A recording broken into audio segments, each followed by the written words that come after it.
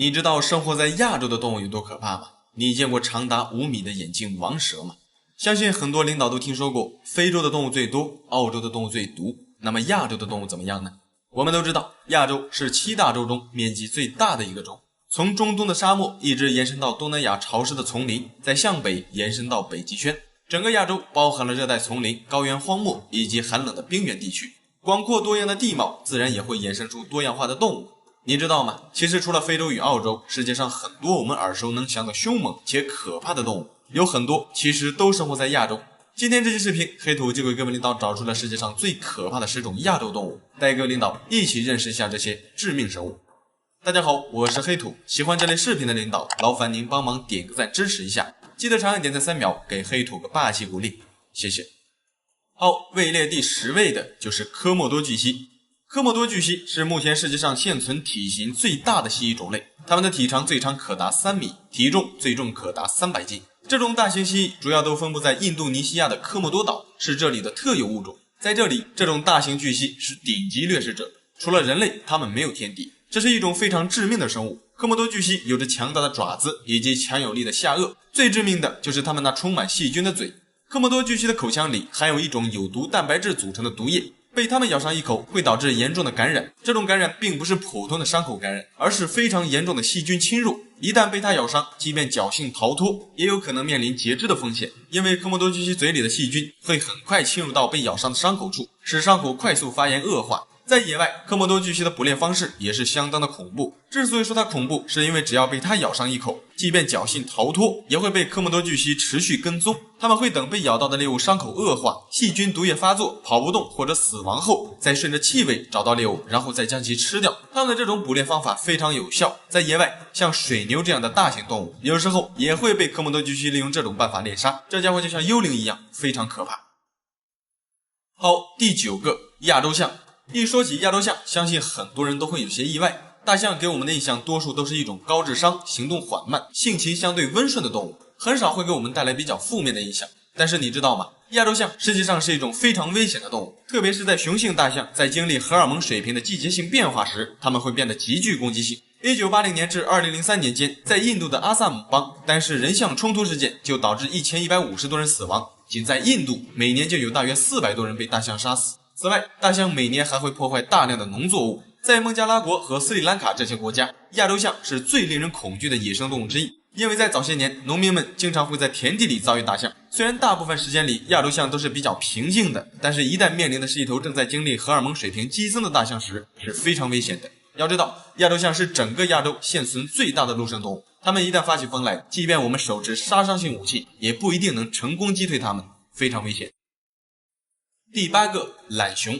懒熊虽然名叫懒熊，但它并不是懒惰的熊，实际上它是亚洲最危险的动物之一。懒熊是一种原产于印度次大陆的食肉熊种，主要都分布在印度和斯里兰卡，在孟加拉国、尼泊尔和不丹也有少量分布。这是一种体型中等大小的熊，成年雄性懒熊的体重接近300斤，它们站立时的身高接近2米。这种熊是现存最具攻击性的熊类之一。据人们观察发现，这种熊可能与老虎和豹子一样，会把人类视为潜在的捕食者。也就是说，在懒熊的眼里，它们很有可能会将人类当作猎物捕杀。与懒熊同样危险的亚洲熊种还有黑熊，特别是喜马拉雅黑熊，它们几乎与懒熊同样危险。这些熊拥有庞大的体型以及像镰刀一样强有力的爪子，大多数被懒熊攻击的动物都会被懒熊的爪子撕成稀巴烂。这种熊非常恶毒，最恐怖的是懒熊在发起攻击的时候，通常会选择受害者的脸部进行撕扯。通常遭到懒熊袭击的人，即便侥幸活下来，很大几率也会毁容，非常可怕。好，第7个，网纹蟒。它是世界上最长的蟒蛇，与绿森蚺齐名。绿森蚺是世界上最重的蛇，而网纹蟒是世界上最长的蟒蛇。网纹蟒的体长最长可以达到12米以上，它们是世界上最长、绞杀力最强的蛇。这种大蟒蛇是一种原产于南亚和东南亚的蟒蛇，多数都分布在东南亚地区。真正野生的网纹蟒性情粗暴，非常凶猛，它们是人类已知的一种会吃人的蛇，并且吃的还是成年人。网纹蟒是一种伏击捕食者，它们通常都是等待猎物走进它的攻击范围内，然后猛地发起攻击，再将猎物缠绕成一团，后利用身体收缩将其猎杀。在野外，它的天然食物主要是以一些鸟类和一些小型哺乳动物为食，偶尔也会猎杀较大的猎物，比如灵长类动物以及鹿。通过观察发现，这种蟒蛇似乎能够吞下长达其自身长度1/4和自身重量的猎物，也就是说，一条成年的网纹蟒是有足够的能力将一个成年人类猎杀并吃掉的。最近的一次网纹蟒吃人事件发生在2018年的6月，当时印度尼西亚的一名54岁的妇女被一条约7米长的网纹蟒咬死并吃掉。这名妇女在花园工作的一个晚上失踪了。第二天，人们发现这名妇女失踪后，便开始搜寻，最终在花园附近发现了这条长达7米的网纹蟒，并且看见蟒蛇的身体上有一个大凸起。之后，这条蛇被人们切开，发现了那名失踪妇女的尸体，非常可怕。第6个，亚洲大黄蜂。亚洲大黄蜂也就是日本大黄蜂，也叫大虎头蜂。这种大黄蜂是世界上个头最大的黄蜂，它们的体长可以达到4厘米，翼展可达6厘米，但是它们的毒刺就长达6毫米。由于体型过大，在日本当地，他们都将这种大黄蜂称之为大麻雀蜂。这种大黄蜂原产于温带和热带东亚、南亚、东南亚大陆和俄罗斯远东部分地区，它们通常都栖息在低山和森林中，主要以一些昆虫和其他的蜜蜂为食。亚洲大黄蜂尾部的毒刺携带着一种腐蚀力极强的毒液，能够分解人体组织。据日本的一位昆虫学家说，被这种大黄蜂蛰伤，感觉就像被一枚烧红的钉子扎进了肉里，非常痛苦。这是因为在亚洲大黄蜂的毒液中含有一种名为曼陀罗毒素的神经毒素，虽然单只大黄蜂的毒液剂量不足以致死，但是如果毒液剂量足够，比如多次叮咬或者被好几只亚洲大黄蜂一起叮咬，也有可能是致命的。在日本，每年约有30到40人死于亚洲大黄蜂的攻击。对了，还有就是这种大黄蜂一般不会主动攻击人，但是如果有人一不小心激怒了这种大黄蜂，下场可能会非常惨，因为被激怒的亚洲大黄蜂会对目标紧追不放，并且它们还会向外分泌出一种信息素，召唤其他的大黄蜂一起发动攻击，非常可怕。第5个，印度犀牛。印度犀牛是世界上体型最大的独角犀牛，它们与生活在非洲大陆的犀牛不一样。非洲大陆的犀牛有的鼻子上长着2个角，而印度犀牛的鼻子上只有一个长约60厘米的犀牛角。在亚洲的所有陆生动物中，印度犀牛的体型仅次于亚洲象。成年印度犀牛的体长可达4米，肩高可达 1.8 米以上，体重约为2到4吨。这个大家伙皮糙肉厚，看上去就像是披着一层厚厚的铠甲。它们不仅体型庞大，而且敏捷性也很高。庞大的体型拖着2吨多重的身体，在奔跑的时候，它们的时速仍可以达到惊人的55公里每小时。在动物界，人们通常将犀牛称为动物界的坦克，这种比喻毫不夸张，因为遭到犀牛的攻击，就像是被一辆小型卡车撞到一样，非常危险。在野外，几乎没有什么动物是犀牛不敢攻击的，比如老虎、大象，甚至是人类的卡车，犀牛都有胆量对其发起攻击。主要原因可能是由于其视力不佳，并且加上天生脾气暴躁，感觉稍有挑衅就有可能发起冲锋，这对于人类来说无疑是非常致命的。好，第4个，亚洲狮。亚洲狮也叫波斯狮，它们曾分布于地中海至印度地区，占据了大部分的西南亚地区。后由于人类人口暴涨，使得亚洲狮的栖息地逐渐减少，现如今它们只存活于印度的吉尔森林国家公园。现在在野外的数量只有250到350只，属于濒危物种。亚洲狮与非洲狮不同，亚洲狮是所有狮子亚种中体型最小的亚种，它们的体长不算尾巴，也就在 1.7 米左右，肩高可达 1.2 米，体重可以达到300斤以上。相比非洲狮，亚洲狮的体型要小。再有就是亚洲狮头上的鬃毛对比非洲狮要短很多，整体看起来没有非洲狮强壮，但是这并不会影响到亚洲狮的凶猛程度。它们对付我们人类是基本上没有任何压力的，虽然体型再小，它们也能以极快的速度前进，对人类也同样致命。要知道，狮子属于机会主义猎人，它们通常都比较喜欢猎杀较大的猎物，但从这一点来看，就足以彰显出它的危险程度。第3个，老虎。毫无疑问，老虎无疑是亚洲最具代表性的动物了。在亚洲，除了东北虎，还有华南虎、孟加拉虎、苏门答腊虎等等，几乎全世界所有的老虎亚种，多数都分布于亚洲。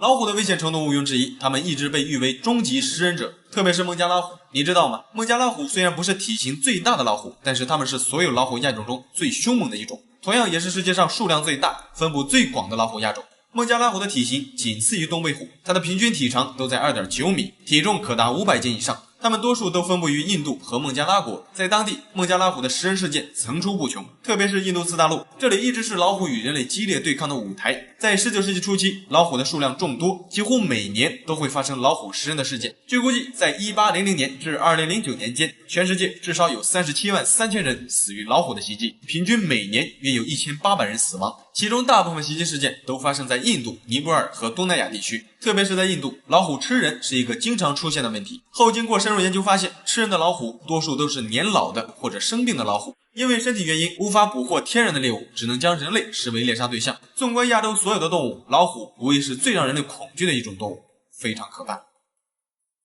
好，第二个，咸水鳄。咸水鳄也就是湾鳄，它是所有鳄鱼种类中体型最大的，同样它也是世界上体型最大的爬行动物。这种鳄鱼之所以叫咸水鳄，是因为这家伙可能是唯一一种可以生活在海水里的鳄鱼。它们既可以在海水中生活，也可以在淡水中活动。雄性湾鳄成年后的体长最长可以达到7米，体重最重可达1吨以上。它们的性情非常凶猛，且极具领地意识。最突出的就是它们的耐力，你知道吗？湾鳄可以从澳大利亚穿越1000多千米的海洋，一直游到孟加拉湾，耐力非常的强。这种大型鳄鱼主要都分布在东南亚的沿海地区，在它们的活动范围内，湾鳄属于顶级捕食者。它们会伏击大部分出现在它们面前的动物，并且能够战胜几乎所有进入其领地的动物，包括人类。湾鳄位于湿地食物链的最顶层，在这种地方，湾鳄的可怕程度要远胜于老虎。要知道，老虎这种动物一般情况下是不会轻易将人类视为食物的，但是湾鳄不同，在它们眼里，人类与其他猎物一样都是食物，非常危险。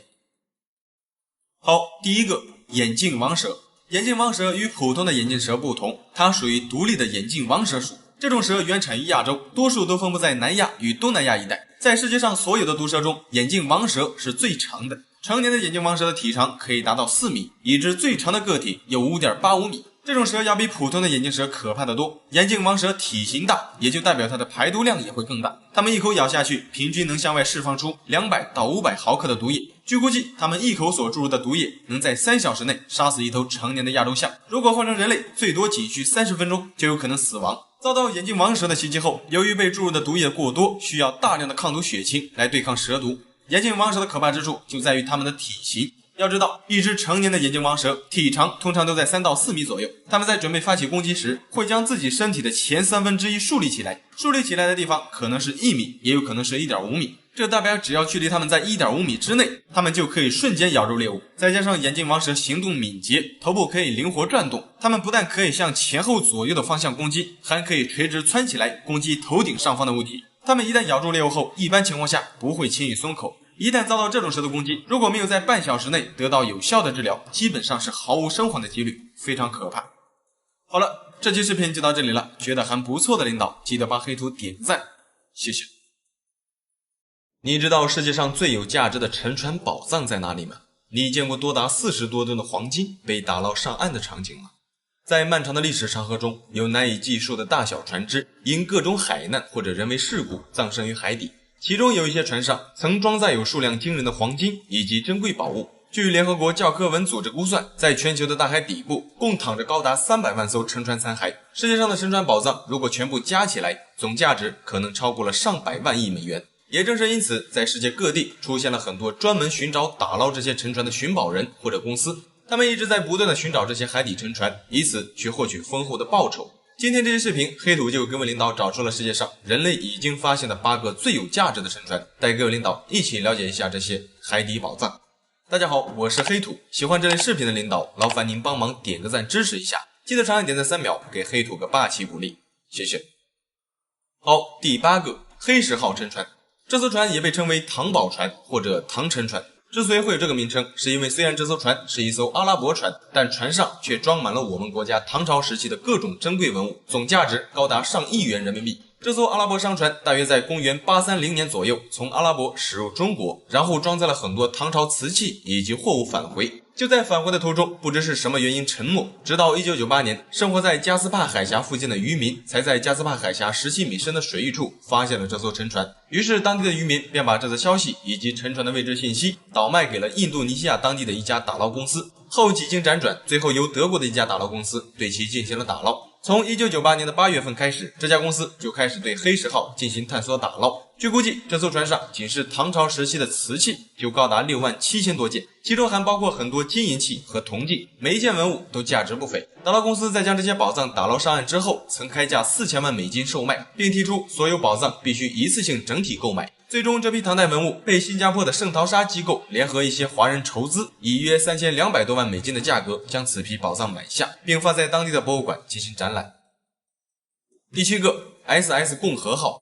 SS 共和号是美国的一艘蒸汽船。1865年，这艘船搭载着59名乘客以及大量的金币和物资，从纽约启程，开往新奥尔良。不料途中遭遇飓风袭击。根据当年的报纸记载，船被飓风袭击后，船上的乘客全部乘坐救生艇逃生，但船上所装载的大量金币宝藏却随着船体下沉到海里。据史料记载，这艘船上共载有2万多枚金币，这些金币如今的价值1枚就可以达到3000美元，甚至到50万美元不等。从沉没一直到2003年，这艘宝藏船才被美国的奥德赛海洋勘探公司在距佐治亚州海岸约100英里的水下找到。奥德赛勘探公司寻找这艘沉船共花了整整12年的时间，因为想要找到沉船的具体位置十分困难，只能通过各种历史文献以及电脑模拟，细细的分析当年的事情经过。找到沉船位置后，奥德赛公司通过一种特殊的水下遥控装置，对沉没在水下500多米深的共和号拍摄了大量的照片，并且发现了共和号上的金币堆。等将这些金币打捞上岸之后，才发现金币的数量要比历史文献中记载的更多。据奥德赛勘探公司声明，他们一共在船上发现了超过51000枚金币和银币，另外还有14000件珍贵文物。截止到2003年，奥德赛公司单是打捞上来的金银钱币就卖了7500万美元，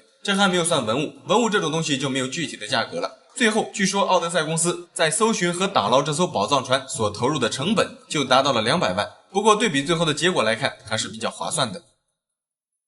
第6个维达号，它是世界上第一艘有实物证实的海盗船。在没成为海盗船之前，18世纪初期，维达号曾经是一艘大型的贩奴船，主要被用来运送奴隶和货物。后来在海上遇到了著名的海盗头目黑山姆·贝拉米，从此维达号就成为了一艘让人闻风丧胆的海盗船。1711年4月26日，这艘船在海上遭遇暴风雨沉没，船上只活下来2个人。据估计，这艘船在沉没的时候，船上共装有大约5吨的金银财宝、60多门大炮和144个人。由于年代久远，这艘船在失事之后，沉没时的确切位置都没有被记录下来，只流传下来一些传说。直到200多年后，1985年，一位名叫克里夫的探险家在海里打捞到一个刻有维达号字样的船钟，这才得以确定当年的传说都是真的。维达号的身份已经确定，并得到了毫无疑问的认证。确认维达号沉没的地点后，人们就组织对其进行打捞。从发现船钟到2008年，陆续在其范围内打捞出多达10万多件物品，其中多数都是银币和武器。由于打捞工作至今仍在持续，所以人们究竟在这艘沉船上发现了多少宝藏，至今还没有一个确切的定论。根据传说，有接近5吨的金银财宝。第5个梅赛德斯号。梅赛德斯号是一艘装载着约59万枚金币、银币和其他工艺品的西班牙护卫舰。这艘船在1804年在葡萄牙阿尔加维附近被一艘英国战舰击沉，船上的59万枚金币与宝藏也随之沉没。船上的船员有250人失踪，庆幸的是还有51个人在这次沉船事故中活了下来。过了200多年后，直到2007年，这艘沉船才被美国的一家名为奥德赛海洋勘探公司的寻宝队发现。该公司在这艘船上共打捞起约50万枚金币和银币，并且把这些宝藏运往美国。当西班牙研究人员得知此事后，迅速确定了奥德赛公司所打捞上来的宝藏就是西班牙的梅赛德斯号沉船。然后西班牙研究人员便与奥德赛公司展开了一场法律斗争，最终西班牙研究人员取得了该批宝藏的控制权，奥德赛公司白忙活一场。这还没完，到了2015年，西班牙研究人员还发表声明，说奥德赛公司在向上打捞提取金币时损坏了梅赛德斯号沉船的残骸。总之，在这艘船上所打捞上来的宝藏数量非常惊人，但是运送文物的卡车就用了4辆。据硬币专家估计，打捞上来的50多万枚金币与银币，单个的硬币价格就能达到400到4000美元之间，均值为1000美金。也就是说，单是硬币的价值最少值5个亿美金以上，再加上还有一些文物，总价值无法估量。最后经过统计，从沉船中打捞上来的金币与银币重达 14.5 吨。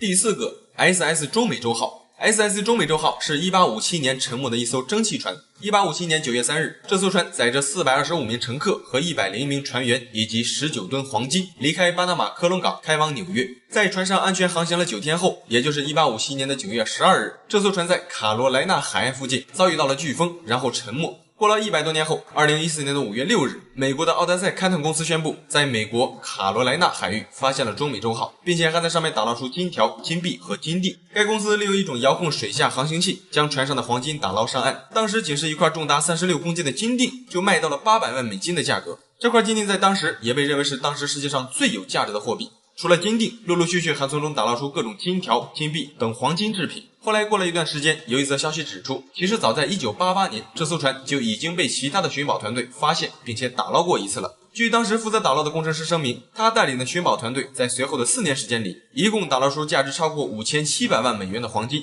后经过专家估计，当年的寻宝团队可能仅仅探测到了中美洲号残骸的5%，水下仍有很多金银财宝没有被发现。要知道，当年的中美洲号出海时，船上载有大约19吨黄金。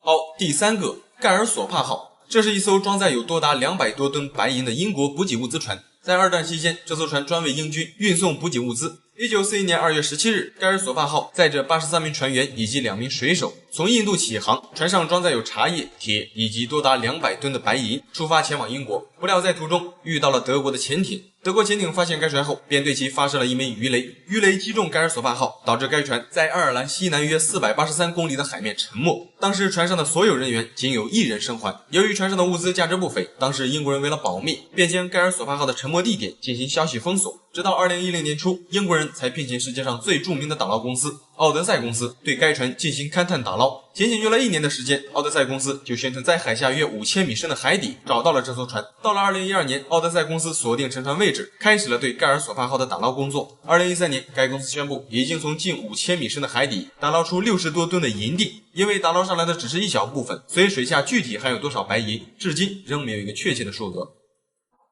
好，第2个，阿托卡夫人号，这艘海底沉船在世界10大宝藏中排行第3位。阿托卡夫人号是一艘西班牙的宝藏帆船，这艘船专门被用于运输宝藏。出于这艘船的特殊性，当时的西班牙人还在船上装备了大炮，主要就是用来抵御海盗。可让人万万没想到的是，1622年8月，阿托卡夫人号满载一船的宝藏从南美返回西班牙，途中没有遇到海盗，却被飓风击沉。面对飓风，即便是大炮也无能为力。当时由于阿托卡夫人号载重太大，航行速度缓慢，最终变成了飓风的首个袭击目标。被飓风袭击后，这艘满载宝藏的船便很快就沉到了深达17米的海底。这一沉就在海下待了300多年，直到1985年才被一个名为梅尔费雪的职业寻宝人发现。这位寻宝人在发现阿托卡夫人号后，在上面打捞出数以吨计的黄金。据记载，这艘沉船在沉没的时候共载有40吨财宝，其中单是黄金就有将近8吨，宝石也有500公斤。再有就是这艘船上的宝石可不是一般的宝石，其中包含价值不菲的祖母绿宝石。当然，这次的发现，寻宝人也没能避免被当地人员起诉。然而意外的是，经过8年的诉讼，这批财宝的归属权被寻宝人获取。至于这艘船上的宝藏一共价值多少，至今仍没有一个确切的定论。据说单是船上的一枚祖母绿戒指就价值50万美金，在这艘船上，单是祖母绿宝石就重达32公斤。第1个，圣荷西号沉船。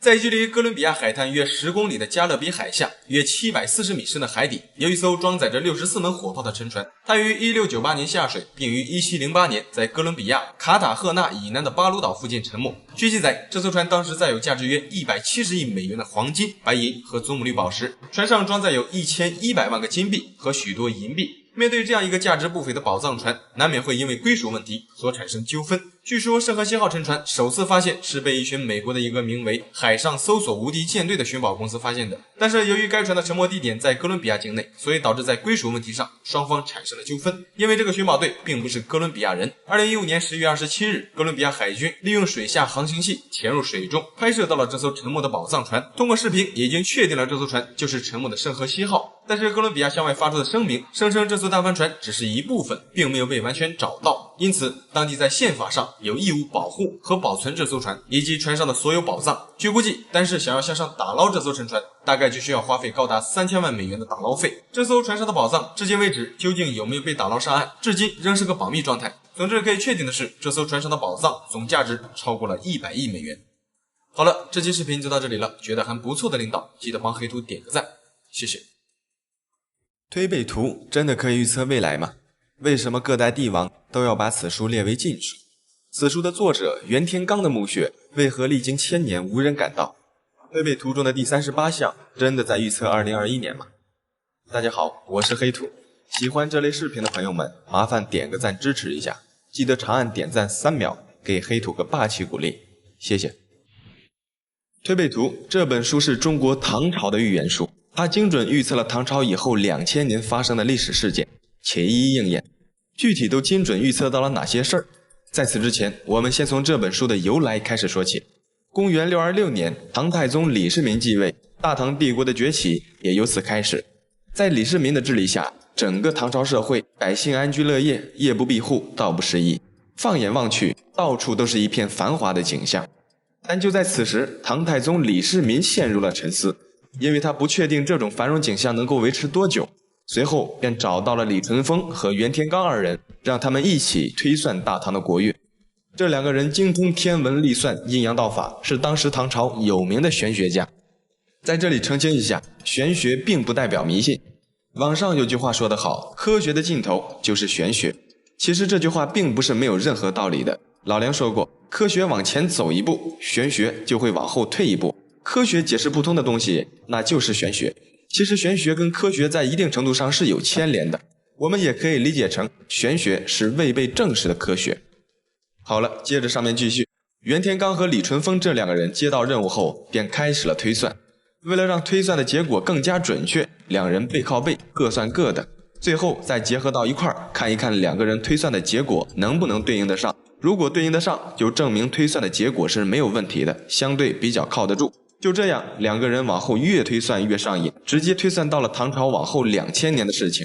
就在这时，一旁的袁天罡忽然醒悟过来，转身就推了一下李淳风的后背，对他说道：茫茫天数此中求，世道兴衰不自由，万万千千说不尽，不如推背去归休。意思就是天机不可泄露，差不多就行了，早点回去休息吧。就这样，推背图写到第60项便停止了。推背图的名字也是由此而来。里面说的60项就是60个预言，按照规律对比，推背图中的第38项对应的就是2021辛丑年。那么推背图中的预言到底有多准？我找了其中几篇预言，我们来逐一分析一下。先来看一下第2项，预言武后继位。里面是这样说的：累累硕果，莫名其数，一国一人，既心既故。颂曰：万物土中生，29先成时，一统定中原，阴盛阳先节。旁边还配有预言内容的图片。这张图片里画的是一个盘子，装着21个果子。有人说这些果子是李子，具体是不是李子咱也别去抬杠，大概意思就是盘子里的21个李子就代表着唐朝的21位皇帝。因为唐朝是李家的江山，所以就用李字来暗指。细心观察，你就会发现从上往下数第4个李字跟其他的有些许不同。对，它不带霸，其他20个都是带霸的，就这一个不带。那么为何这个果子会不带霸呢？因为唐朝第4位皇帝就是武则天。再继续观察旁边的衬言，累累硕果，莫名其数，大概意思就是提示一下，画上的果子有很重要的意义，千万不能莫名其数。一国一人，既心既故，这2句就比较明显了。一个果子代表一个人，也就是代表唐朝的皇帝。推背图中一幅图画直接算定了唐朝会在第21位皇帝灭国。随着武则天继位，推背图里的预言一直在一一印证。还有推背图中第9项，非白非黑，草头人出，借得一枝，满天飞雪。颂曰：万人头上起英雄，血染河山日色红。一树梨花都惨淡，可怜朝父亦成空。也是配有一图，一棵树下躺满了数具尸体，树上还有一个鸟巢。从这段话上来看，是在暗指有一个姓草字头的人作乱。这个人的姓是有关颜色的字，而且是草字头，非白非黑。颜色上的字有草字头的只有黄和蓝。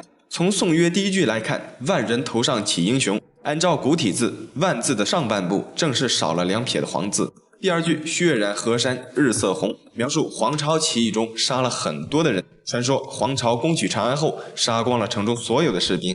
第3句一树梨花都惨淡，预示着唐朝气数已尽，起兵造反的正是黄巢。但是黄巢之乱并没有成功，因此才有了后面的那句可怜朝父已成空，也暗指了黄巢的起义失败，最后覆灭。配图加上预言注解，精准地预测了黄巢起义。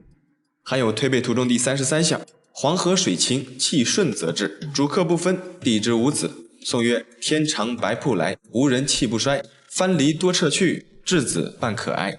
配图中一个小船坐满了10个人，船顶还插着8个旗子。第33项预言了清朝入关与统治的时间。黄河水清，黄河意为中原，水清则暗指清朝的国号。气顺则至包含了顺治的年号，也寓意着大清自顺治开始一统中原。主客不分，意思是满清本来是明朝的客人，现在清兵入关，在汉人的地界做了皇帝，变成了主人。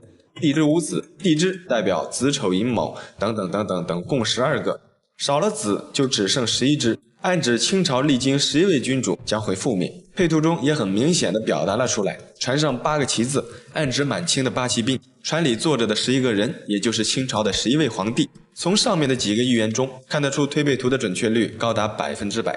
正因为有如此高的准确度，它才被很多统治者列为禁书。由于当时李世民是为了推算国运，才下令让李淳风和袁天罡编著了这本书，所以这本书上所预言的内容都是与国家相关的大事，关乎朝代的兴亡。任何一个统治者都不希望亲眼看到自己的江山何时会灭亡，一旦此书蔓延至民间，按书中所指，很容易引起叛乱，所以很多帝王都将此书列为禁书。宋朝时期还焚毁了大部分的推背图，不过不烧还好，这一烧让民间对推背图更加深信不疑，间接性的提高了推背图的知名度。后来各个朝代的统治者为了能把真正的推背图掌握在自己的手中，就让人伪造了很多修改过的盗版推背图，散落在民间，用扰乱视听的方法来破坏推背图的完整版本，主要是来维持自己的统治。这一下市面上就多出了很多不同版本的推背图，我们上面借鉴的是金圣叹的点评版，多个版本中这个版本是最特别的一个版本，从排列到顺序和严谨程度上来看，都比其他的版本更让人信服。不过即便如此，金圣叹版的推背图也被很多人认为是伪作，主要原因是推背图已经历经1000年，期间经历过很多统治者的封禁和各种大型文化变革，想要完好的保存下来几乎不可能，除非被此书的作者袁天罡带进了墓里。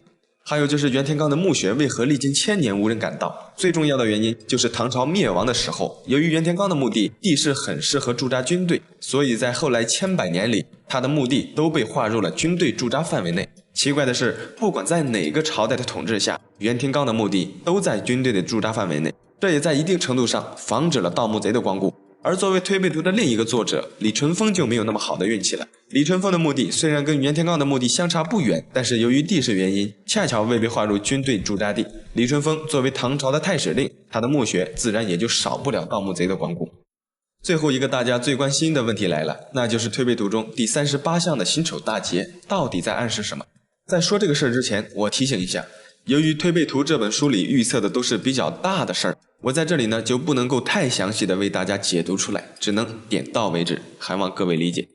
推背图第38项辛丑年，门外一路群雄争逐，劫机渊鱼，水深火热。宋曰：火运开时祸蔓延，万人后死万人先，海波能使江河浊，境外何殊在目前。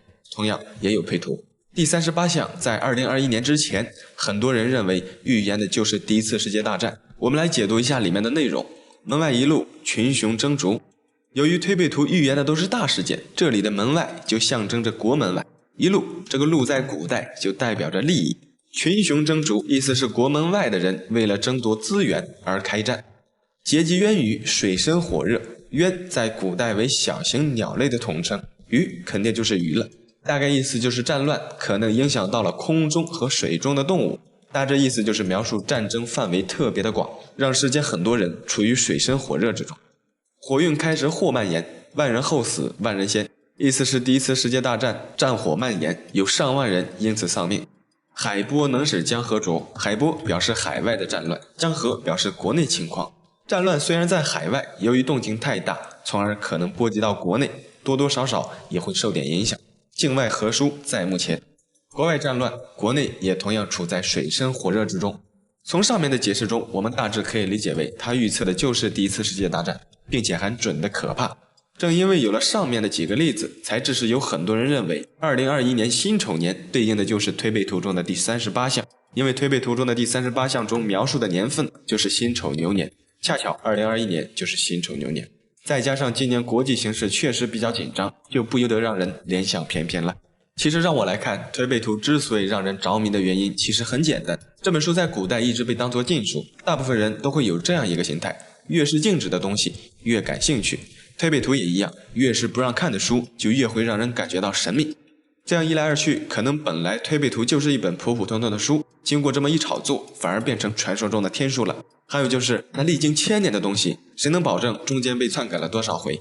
中华文化博大精深，老祖宗留给我们的好东西也很多，可惜的是无数的典藏古籍、珍贵文物都被那些心怀叵测的人拿去换了大米，而真真正正的文化大师却在街头流浪。